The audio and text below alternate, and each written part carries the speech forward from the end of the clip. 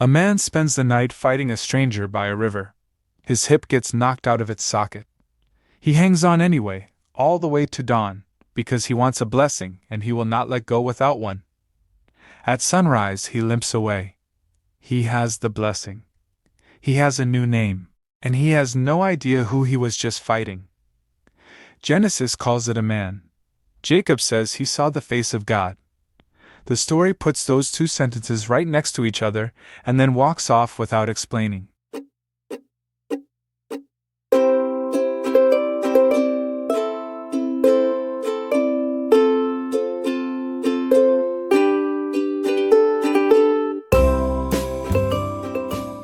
Ancient truth for the modern week. From the dusty roads of the 1st century to the high-speed life of the 21st, we're stripping away the tradition to find the heart of the story. I'm your host, Joe, and this is Monday to Sunday. Hey, I'm Joe Stein, and this is Monday to Sunday. Most of us go to church on Sunday, hear the readings, hear the sermon. Then Monday's routine kicks in, and Tuesday's work stress kicks in, and by Tuesday afternoon you couldn't tell me what the gospel was if I offered you money for it. That's not a failure on your part. Happens to all of us. That's just how a week works. In this show, we come back midweek and sit with those readings again, slower, so they have a chance to stick. See what else we can reflect on when we take it in bit by bit. This past Sunday was Proper 13, Year A. Genesis 32, Romans 9, Matthew 14. When I laid all three next to each other, here's what jumped out. Nobody in these readings is okay, not one single person. And God shows up anyway, right in the middle of the not okay. And what does God do? He hands out a blessing. Let's start with Jacob, because that's where Sunday started. He's at the ford of the Jabbok. He's about to meet his brother Esau for the first time in 20 years, and the last time they were in a room together, Esau wanted him dead. For good reason. Jacob stole from him. So Jacob does what Jacob always does. He manages. He sends the wives across the water, then the kids, then the herds and the servants and everything he owns. He arranges the whole board like a man setting up a chess problem. And then Genesis says this. Jacob was left alone, and a man wrestled with him until daybreak. Alone. In the dark. On the wrong side of a river, with everything he loves already sent to the other bank. The wrestling goes on all night, and here's what the text says about how it goes. When the man saw that he did not prevail against Jacob, he struck him on the hip socket, and Jacob's hip was put out of joint as he wrestled with him. Then the strangest exchange in the book. The man says, "Let me go, it's almost morning." And Jacob, dislocated and exhausted, says, "I will not let you go unless you bless me." He gets the blessing. He also gets the limp. The reading ends with the sun coming up over him. As he passed Penuel, limping because of his hip. I told you at the top that Jacob spent the night fighting a stranger and never found out who it was. Who is this guy? Genesis uses the flattest word it's got, ish. A man, a husband, a person. Not an angel, not a spirit. A man wrestled with him. And then the scene spends the rest of its length quietly taking that back. The man asks Jacob's name and won't give his own. Why is it that you ask my name? You only withhold a name when you've got one worth withholding. He renames Jacob. Men don't do that to each other. He blesses him. And remember, Jacob demanded a blessing from him specifically, which tells you Jacob already suspected what he had a hold of. Then the explanation of the new name. For you have striven with God and with humans, and have prevailed. And Jacob names the ground Peniel. It means the face of God. For I have seen God face to face, and yet my life is preserved. So the narrator says a man. Jacob says God. Genesis lets both stand. Hosea, centuries later, calls him an angel. Jewish tradition has often made him Esau's guardian angel, which lands hard when you remember it's Esau that Jacob is terrified of that very night. Plenty of Christian readers have taken it as God himself, on the strength of Jacob's own line about the face. I don't think the vagueness is sloppy. I think it's the honest report of a man who was in the dark. It was the best he could do. And here's the detail I can't shake. He strikes the hip because he did not prevail against Jacob. That's a move you make when the ordinary contest isn't working, or when you have underestimated your opponent. Jacob walked away from that night convinced he'd been holding on to God, and if he was right, then Genesis just told you that God went to a standstill with a man, ended it with a blow, and blessed him anyway when he wouldn't let go. I want to sit on one Hebrew word here, because it's a strange one, and it changes the picture. The verb for wrestled is Jabbok. It shows up in verse 24 and again in verse 25, and nowhere else in the Hebrew Bible. 2 uses, this scene only. The root looks like it's built off the word avok, which means dust. Fine dust, the powder you kick up off a dry road. I'll be straight that this one's a proposal, not a settled fact. Scholars argue about whether the verb really comes from the noun. So the picture underneath the word is two bodies gripping each other and grinding into the dirt until the air is full of it. Close, sweaty, unglamorous, getting covered in dust work. And I love that, because it means the Bible doesn't have a special holy vocabulary for what happens to Jacob that night. It reaches for a word about dirt, which tracks. Because remember what Genesis says we're made of. Dust. Adam out of the Abam. So when Jacob finally has his encounter with God, the closest one anybody gets to God in the whole book, the word for getting close is a word about getting filthy. That's worth holding on to if you've ever assumed that meeting God is supposed to feel clean. Now Paul.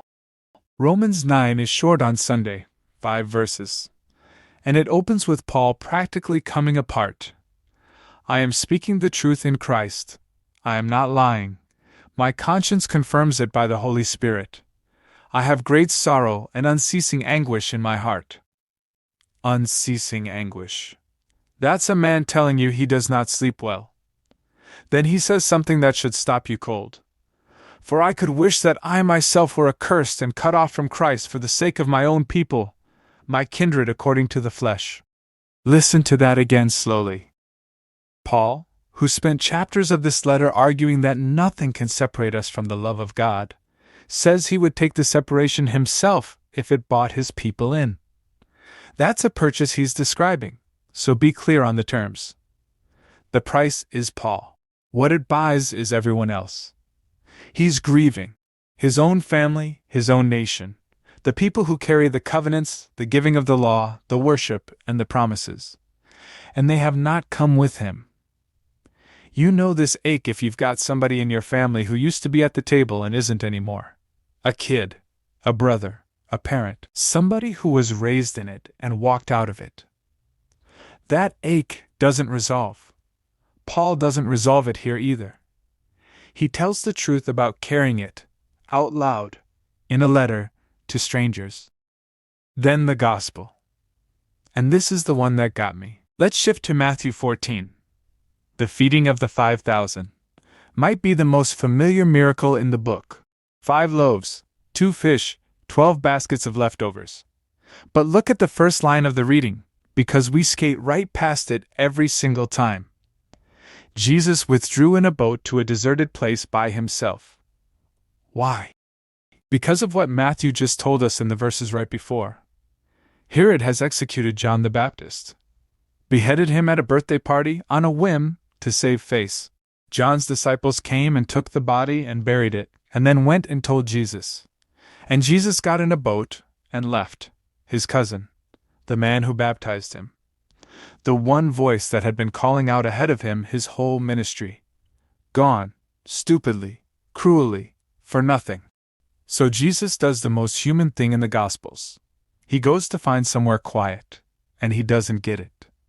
But when the crowds heard it, they followed him on foot from the towns. They walk around the lake, thousands of them. They're waiting on the shore when the boat lands. Now here's the line. When he went ashore, he saw a great crowd, and he had compassion for them and cured their sick. He had compassion. The word Matthew uses there is about the gut. It means something turned over inside him. This is a grieving man who wanted an afternoon alone, who instead gets 5,000 people with needs, and what rises up in him is not irritation. It's mercy. And then evening comes, and the disciples do the sensible thing. Send them away. It's late, there's no food out here. Jesus says, they need not go away, you give them something to eat. They've got 5 loaves and 2 fish. That's a sack lunch. That's not a whole lot. Some may say that is nothing. Jesus looks at the 5 loaves and the 2 fish. Bring them here to me. He takes the nothing. He looks up, he blesses it, breaks it, gives it to the disciples, and they hand it out. Everyone eats. Everyone is filled. 12 baskets left over. So put the 3 readings together. Jacob is alone, terrified, and out of moves. Paul is carrying grief that doesn't ease. Jesus is bereaved and doesn't even get one quiet afternoon. And in all 3, something real comes out of that exact place. Not after it. Not once the person got themselves sorted out first. Out of it. Right in the middle of it. Jacob gets his name changed while his hip is coming apart. Paul's anguish is the doorway into 3 chapters the church has been reading for 2,000 years. And a grieving man on a beach feeds 5,000 people. Here's what I don't want to do, and I'll say it plainly. I don't want to turn that into a nice equation where suffering is God's ingredient list. It isn't. John the Baptist should not have died. Jacob's hip did not need to be wrecked for the world to work. Paul's grief is not tidy, and Romans 9 does not tie it off. What I'm saying is smaller than that, and I think truer. You don't have to be okay first. There's a version of faith a lot of us picked up somewhere that says you get yourself in order, and then you come to God. Get the doubt handled. Get presentable, and then show up. Sunday's readings don't know that religion at all. Jacob doesn't get cleaned up before the encounter. He gets dusty in it. Paul doesn't get over the sorrow before he preaches. He preaches out of the middle of it.